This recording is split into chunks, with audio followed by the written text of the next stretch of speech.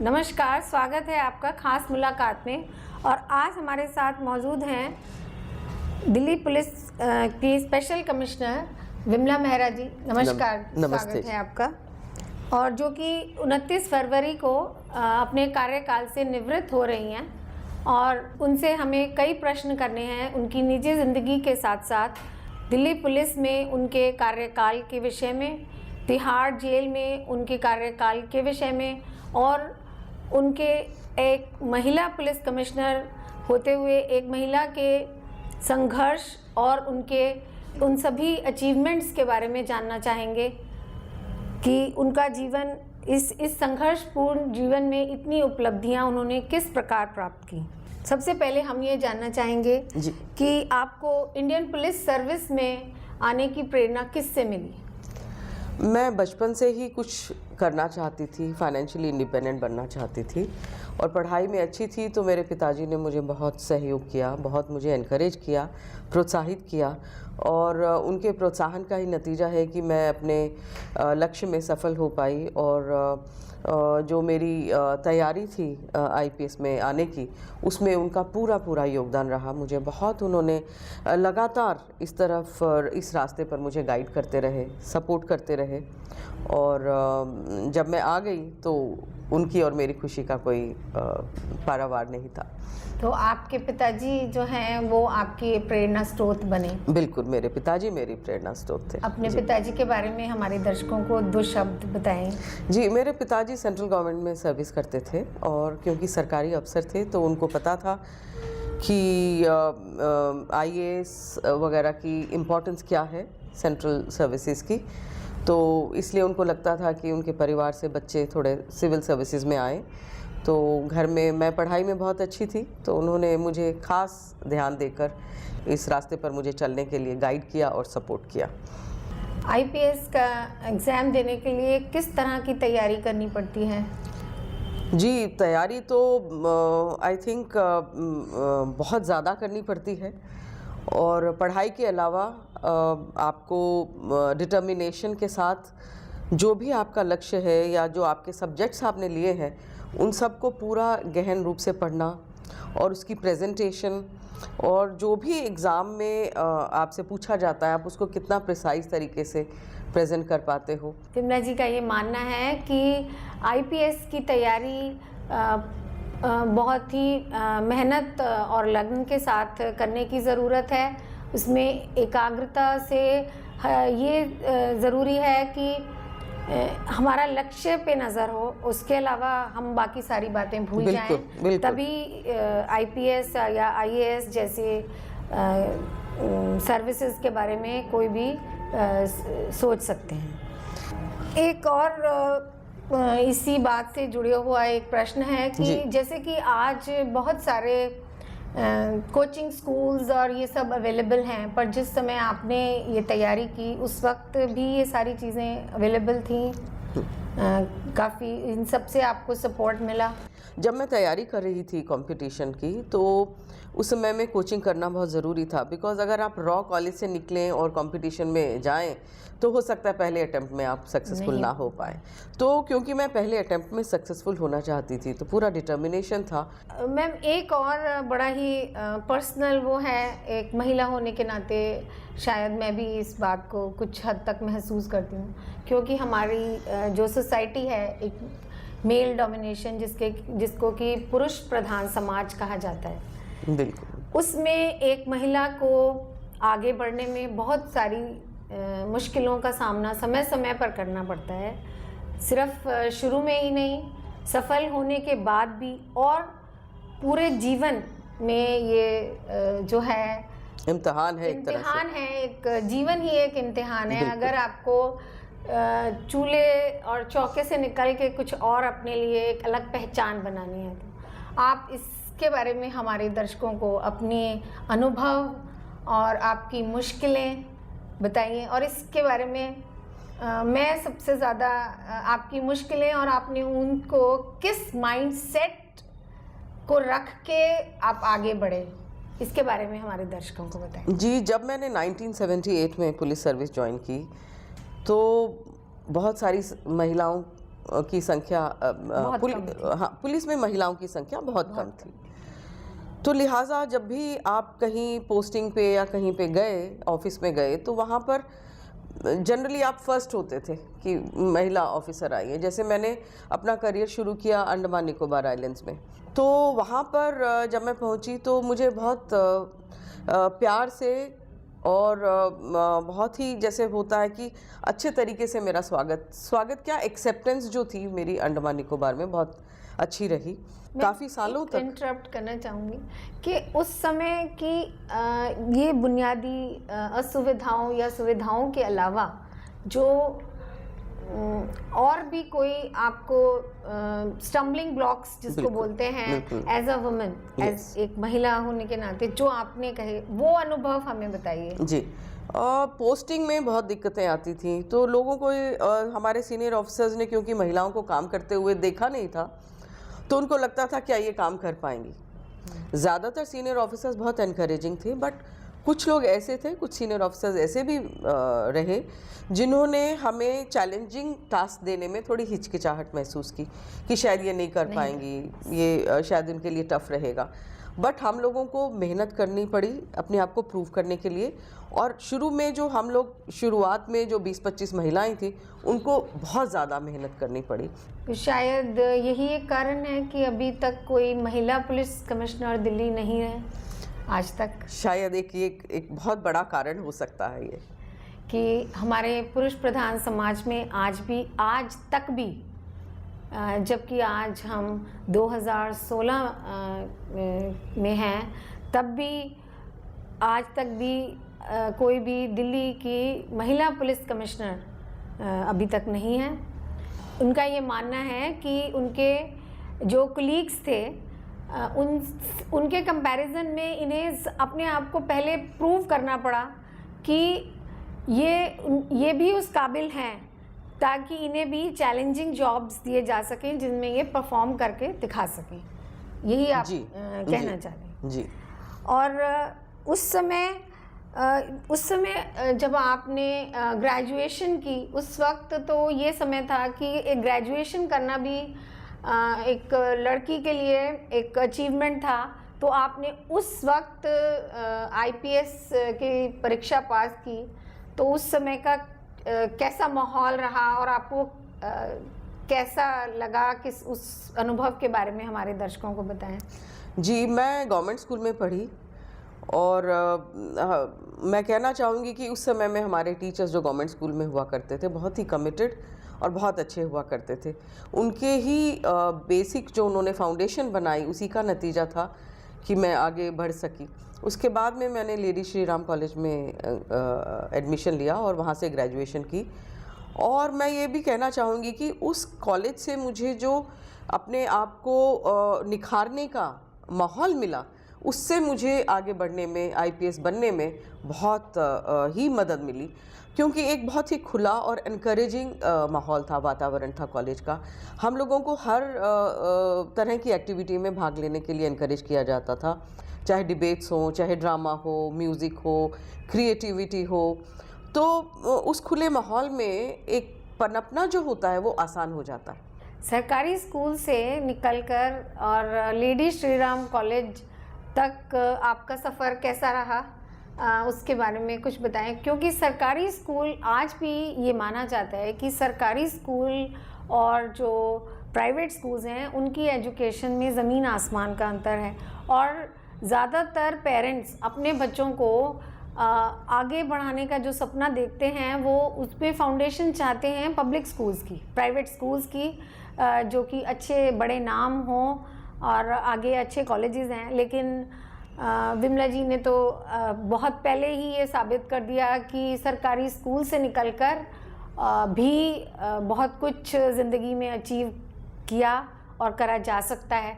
तो आप उस वक्त सरकारी स्कूलों की क्या दशा थी, वहाँ पर किस तरह की पढ़ाई थी और कैसे उसको आपने लेडी श्री राम कॉलेज, जो कि आज भी हमारे देश के बहुत अच्छे कॉलेजेस में से एक है, उसमें आपने अपने आप को एडजस्ट किया और किस तरह से फाइनली अपने आप को तैयार कर पाए कि एक आईपीएस जैसे चैलेंजिंग करियर में अपने आप को ला पाए? मुझे याद है मैं प्राइमरी स्कूल भी गवर्नमेंट स्कूल में गई थी, हमारे घर के पास में जो स्कूल था, और उसमें भी जो हमारे टीचर्स हुआ करते थे बहुत ही अच्छे से हम लोगों को पढ़ाते थे। मतलब शिष्टाचार की शिक्षा भी हमें प्राइमरी सेक्शन में मुझे याद है दी गई थी।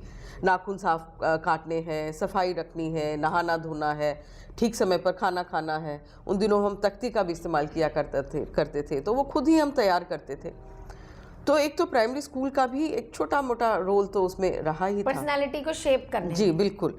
और क्योंकि प्रिंसिपल्स इतने कमिटेड हुआ करते थे और टीचर्स इतने कमिटेड हुआ करते थे कि वो स्टूडेंट्स को सही दिशा दिखाने के लिए हमेशा तत्पर रहते थे। अगर आपको कुछ डाउट है तो वो हमेशा आपके लिए अवेलेबल रहते थे। हमारी प्रिंसिपल जो स्कूल की थी, जो गवर्नमेंट स्कूल की थी, आर के पुरम सेक्टर 2 के स्कूल से मैंने पढ़ाई की, हायर सेकेंडरी हुआ करता था उन दिनों, तो मिसिस मोंगा हुआ करती थी। तो वो बहुत सख्त प्रिंसिपल मानी जाती थी। आज अगर वो देख रही होंगी तो शायद वो बहुत खुश होंगी कि उनके यहाँ जो उनके स्टूडेंट हैं उनकी आज इतनी तारीफ कर रही हैं और इस मुकाम पर पहुंची हुई हैं। जी, हमारे जो दूसरे टीचर्स थे वो भी बहुत बच्चों के साथ मेहनत करते थे। जो भी बच्चा थोड़ा सा कमज़ोर होता था उसको भी सपोर्ट करते थे, जो बच्चे अच्छे थे उनको और एनकरेज करते थे। तो सभी बच्चों को मौका देते थे। और अभी शायद स्कूलों में इतना स्पोर्ट्स, पढ़ाई सबका सामंजस्य नहीं होता है, लेकिन हमारे समय में स्पोर्ट्स का भी पूरा ध्यान रखा जाता था। संगीत का, ड्रामा, हर चीज़ में हम लोगों को भाग लेने के लिए कहा जाता था। तो बहुत ही अच्छी एक मल्टी फैसेटेड आपको बनाने की कोशिश की जाती थी स्कूल में। और उसी तरह से मुझे भी याद है कि हम अपने टीचर्स के लिए बहुत जैसे डेडिकेटेड फ़ैन, हम लोग कुछ अच्छे जो टीचर्स थे हम उनके फ़ैन बने हुए थे। तो बहुत अच्छा लगता था हम लोगों को, क्योंकि वो हमारे लिए इतना करते थे तो हम भी उनके लिए जैसे बहुत ज़्यादा प्यार उनके लिए बच्चों के ग्रुप्स में था। और शायद गिव एंड टेक जो था हम लोगों का वो परफेक्ट रहा, और उसी का नतीजा है कि हम लोग आगे जीवन में सफल हो पाए। तो ये सब मैसेज जो उन सब पेरेंट्स के लिए है जो कि ये मानते हैं कि सिर्फ प्राइवेट स्कूल्स, महंगे प्राइवेट स्कूल्स में पढ़कर ही उनके बच्चे आगे काम कर पाएंगे, आगे कुछ बन पाएंगे। ऐसा नहीं है।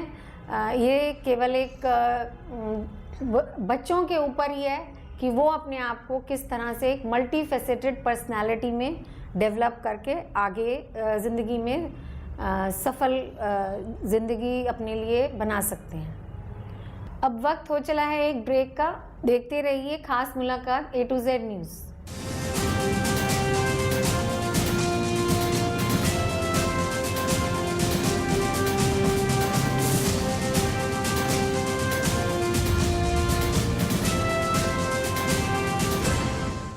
आपका फिर से स्वागत है खास मुलाकात में। और अब हम विमला जी से कुछ सवाल पूछेंगे महिलाओं के विषय में, जो कि उनकी हेल्पलाइन 1091 उन्होंने शुरुआत जिसकी की थी उसके बारे में हमें बताइए। और उसके अलावा और महिलाओं के लिए आपने क्या क्या कार्यक्रम या उनको वो प्रोत्साहित करने के लिए क्या क्या प्रोग्राम्स किए, वो बताएं। जी, मैं क्योंकि दिल्ली में पढ़ी हूँ तो छेड़खानी का शिकार हम लोग भी अपने कॉलेज के समय में हुए। बसों में, जब डीटीसी की बसों में ट्रैवल करते थे, तो जब मैंने ज्वाइन किया और मेरी पोस्टिंग हुई विमेन सेल में, तो मुझे मौका मिला कि मैं महिलाओं के लिए कुछ स्पेशल करूं। तो तब मैंने सेल्फ डिफेंस ट्रेनिंग की शुरुआत की थी। और सेल्फ डिफेंस ट्रेनिंग की शुरुआत करने के बाद हम लोगों ने महिलाओं को, ख़ास तौर से कॉलेज की लड़कियों को, कॉलेजेस में जाकर ट्रेनिंग दी कि किस तरह से वो अपने शरीर के विभिन्न भागों का, विभिन्न अंगों का इस्तेमाल करके अपने हाथ का, कोहनी का, उंगलियों का, पैर का, या अगर वो पर्स कैरी कर रही हैं पर्स का, या अपनी बुक का किस तरह से इस्तेमाल कर सकती हैं अपनी डिफेंस के लिए। तो उसका बहुत अच्छे परिणाम हम लोगों को मिले। और मुझे खुशी है कि मेरे को 2 बार विमेन सेल में काम करने का मौका मिला और महिलाओं के लिए काफ़ी मैं कुछ अपना कंट्रीब्यूशन, अपना योगदान दे पाई। दूसरा जो मेरा टेन्योर रहा विमेन सेल में as joint commissioner of police, उस समय में मैंने 1091 हेल्पलाइन की शुरुआत की 2002 में। तो उस समय में ये जब शुरुआत की हम लोगों ने, तो तब तक सेल्फ डिफेंस ट्रेनिंग प्रोग्राम भी थोड़ा सा बैकग्राउंड में चले गए थे।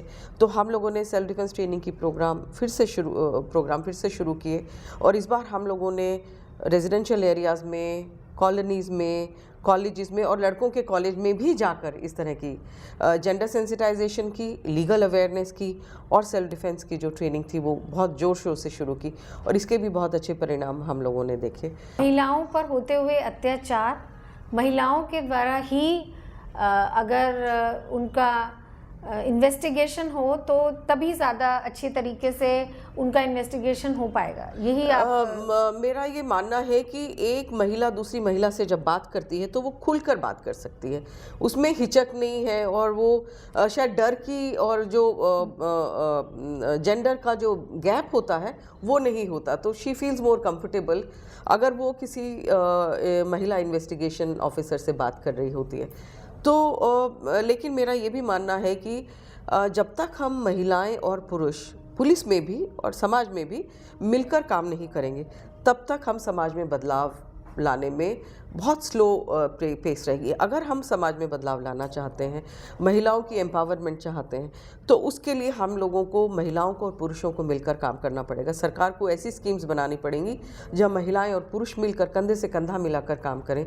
महिलाएं पुलिस में अगर काम करती हैं तो उनको बराबरी का मौका मिलना चाहिए काम करने का, चाहे वो SHO का काम हो, चाहे वो और कमांडो का काम हो, चाहे वो ड्राइविंग का काम हो। तो हमें जो अभी तक महिलाओं को काम नहीं मिला है पुलिस में, उन सब काम करने का हमें मौका मिलना चाहिए, हमें महिलाओं को मौका देना चाहिए। और पुरुषों के साथ मिलकर महिला अपराध शाखा में जब मैंने काम किया विमेन सेल में, तो मैंने ये रियलाइज़ किया कि अगर महिलाएं अलग से बैठकर काम करेंगी तो बदलाव लाना अलग है, क्योंकि पुरुषों को समझ ही नहीं आता कि महिलाओं की समस्याएं क्या हैं। एक्सेप्टेंस सोसाइटी में एक्सेप्टेंस तभी होगी जब महिलाएं और पुरुष दोनों, क्योंकि दोनों ही मिलकर एक सोसाइटी को बनाते हैं, तो पूरी सोसाइटी में किसी भी बदलाव की जो एक्सेप्टेंस है तभी आएगी जब उसके दोनों ही पक्ष उसको समझेंगे। जेंडर सेंसिटाइजेशन के लिए बेस्ट तरीका यही है कि महिलाएं और पुरुष मिलकर काम करें किसी भी डिपार्टमेंट में, तब समाज में बदलाव आ सकता है और आपस में जो बराबरी की बात होगी, एक दूसरे को समझने की बात होगी, एक दूसरे की समस्या को समझने की बात होगी, तभी हम एम्पावरमेंट की बात कर सकते हैं। मोदी सरकार की एक और स्कीम है बेटी बचाओ बेटी पढ़ाओ, उसके बारे में आपका क्या विचार है? वो कहाँ तक सफल हो पाएगी? उसके अंदर क्या क्या कार्यक्रम चल रहे हैं या क्या उसकी सफलता के बारे में आपका क्या अनुमान है? मुझे लगता है कि बहुत अच्छा नारा है और अगर हम इसको इम्प्लीमेंट कर पाए तो बहुत अच्छा रहेगा। हमारे देश में महिला और पुरुषों का जो रेशो है वो बहुत ही इम्बैलेंस्ड है और महिलाओं की संख्या कम है। और पिछले कुछ समय में हमने देखा कि हरियाणा में तो शादी के लिए लड़कियां ही पुरुषों को नहीं मिल रही थी, तो वो दूसरे स्टेट्स में जाकर वहाँ से शादी करके ला रहे थे। तो ये जो इम्बैलेंस है, इसको ठीक करने के लिए कुछ ना कुछ तो सरकार को करना पड़ेगा और ये बहुत अच्छा कदम है। और सिर्फ बेटी पढ़ाओ बेटी बचाओ से ही काम नहीं चलेगा, हमें महिलाओं को एम्पावर करने के लिए, चाहे वो प्रॉपर्टी राइट्स हो, चाहे वो डाउरी के से रिलेटेड केसेस हो, चाहे वो उनको जीवन में बराबरी की बात हो, तो इन सब चीज़ों में भी महिलाओं को बराबरी का हक देने की ज़रूरत है। हम लोगों को जीवन के हर क्षेत्र में, हर व्यावसायिक क्षेत्र हो चाहे वो सरकारी क्षेत्र हो, हर क्षेत्र में महिलाओं को पढ़ाने के बाद नौकरी भी मिलना ज़रूरी है, उनका कंट्रीब्यूशन होना ज़रूरी है, वही रियल एम्पावरमेंट होगा। क्योंकि कोई भी एम्पावरमेंट की अगर हम बात करते हैं, जब तक पैसा नहीं होगा, महिलाएं कमज़ोर महसूस करेंगी अपने आप को, तो प्रॉपर्टी राइट्स होना बहुत ज़रूरी है। और महिलाओं को आर्थिक रूप से सक्षम बनाना भी बहुत ज़रूरी है। पढ़ाई के अलावा उनको नौकरी करना, उनको आर्थिक रूप से इंडिपेंडेंट होना, स्वतंत्र होना, ताकि वो अपने आप को सक्षम महसूस करें और अपने आप को इस लायक समझें कि वो अपने डिसीजन ले सकती हैं।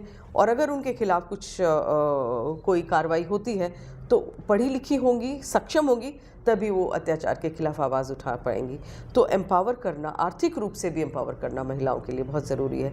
तो आई थिंक बेटी बचाओ बेटी पढ़ाओ से आगे भी हमको कुछ कदम उठाने की ज़रूरत है। जो महिलाएं हैं एक बार जो सोच लेती हैं उनको कर गुजरना उनके लिए बहुत मुश्किल नहीं होता, क्योंकि उनमें काम के प्रति लगन जो है वो बहुत ज़्यादा होती है। फोकस्ड होने की वजह से उनमें कंसंट्रेशन और डेडिकेशन जो है उसकी मात्रा बहुत होती है। तो इसलिए वो अपनी जो है अगर एकाग्रता से अपने लक्ष्य की ओर चलें तो वो सफल हो पाएंगी, इसमें कोई संदेह नहीं।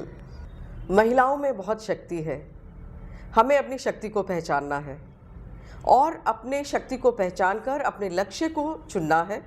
हम किसी से कम नहीं, और कोई भी लक्ष्य अगर आप चुन लेती हैं तो अपनी मेहनत और लगन से आप ज़रूर उस लक्ष्य को प्राप्त करेंगी। हमारे जो रोल मॉडल्स हुए हैं, चाहे वो कल्पना चावला हो, चाहे पुलिस ऑफिसर्स हो, हम लोग किसी भी रोल को बखूबी अदा कर सकते हैं। सिर्फ अपने दृढ़ निश्चय पर, अपने लक्ष्य को लेकर मेहनत से उस दिशा में हम आगे बढ़ते रहें। कोई भी ऐसी चीज़ नहीं है जो हम प्राप्त नहीं कर सकते, सिर्फ अपनी मेहनत और लगन से उस रास्ते पर हम लोगों को चलते रहना है। और ये ध्यान रखना है कि हम कभी भी किसी अत्याचार का शिकार हो तो हम चुप न बैठें, उसके खिलाफ आवाज़ उठाएं। और आप देखेंगे कि जब आप आवाज़ उठाते हैं तो सब आपके साथ चलने लगते हैं। तो सिर्फ ज़रूरत है एक आत्मविश्वास की, एक विश्वास के साथ आवाज़ उठाने की, और सब आपके साथ फिर चलने लगेंगे। सिर्फ आपको एक आवाज़ उठानी है और अपने आप को पहचानना है और अपने लक्ष्य की तरफ अग्रसर होना है। ज़रूर भगवान भी हमारी मदद करेगा और हम मेहनत से अपने लक्ष्य को प्राप्त कर सकेंगे। तो ये थे विमला जी, जिन्होंने अपने संघर्षपूर्ण जीवन में अपनी उपलब्धियों को किस तरह से प्राप्त किया, उन्होंने हमारे साथ शेयर किया अपनी क्या क्या दिक्कतें आई और महिलाओं को उनको किस तरह से इनको फेस करते हुए आगे बढ़ना है और अपने जीवन में जो भी कुछ निश्चय किया है उसे प्राप्त करना है। खास मुलाकात में आज इतना ही, फिर जल्द होगी मुलाकात। देखते रहिए A to Z न्यूज़।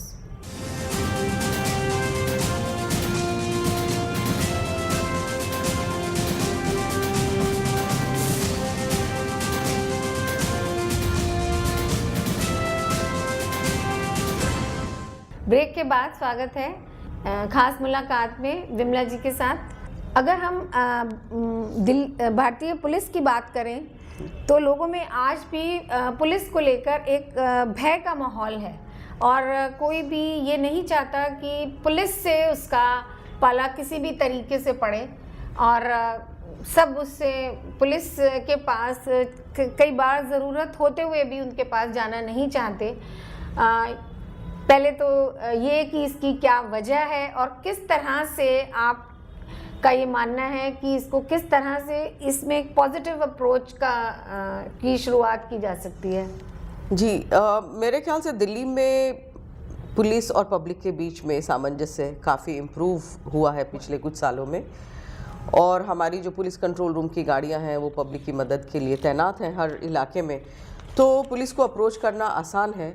हाँ, ये बात अलग है कि महिलाएं अभी भी पुलिस को अप्रोच करने में अगर उन्हें दिक्कत हो तो उन्हें अप्रोच करने में वो झिझकती हैं, और अगर ख़ास तौर से अगर जो जहाँ उनको शिकायत करने जाना है थाने में, अगर वो एक ऐसे थाने में जाती है जहाँ पर वो रिसीव की जाती है एक पुलिस ऑफिसर के द्वारा जो पुरुष है, तो उसको शायद हिचक ज़्यादा होगी। लेकिन अभी हमारे दिल्ली में, कम से कम दिल्ली में तो बहुत सारे सभी थानों में एक रिसेप्शन के तौर पर महिला को तैनात किया गया है। विमला मेहरा जी से बात करें और हम तिहाड़ की बात ना करें, ये तो शायद उनके साथ बहुत ही अन्याय होगा, क्योंकि Tihar as a DG Tihar उनकी जो उपलब्धियां रहीं उनके विषय में सभी लोग जानते हैं।